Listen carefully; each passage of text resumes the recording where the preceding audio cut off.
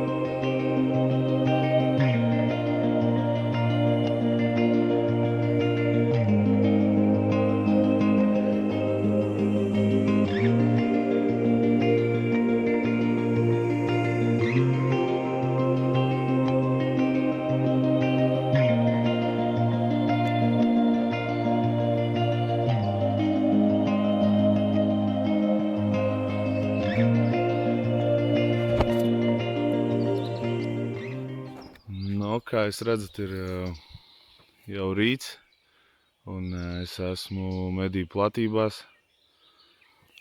Es gan biju mājās pagulēt pēc, manuprāt, veiksmīgu šāvienu, bet nespēju naktī atrast medījumu. Zāle ir izaugusi jau gara, termo iekārta jau sāk nepalīdzēt pie brīža, kad cūka ir nokritusi un zāle ir gara. Un naktī neatradu. Un tad izvēlējos braukt no rīta ar pirmajiem saules stariem. Un diezgan viegli atradu, pa diezgan lielu asinspēdu izteikt.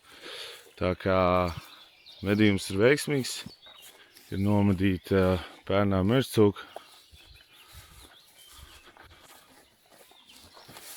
Nomedīta pērnā mežcūciņa. Līdz ar to darba daudz, čakls rīt cēliens un šaujam garām.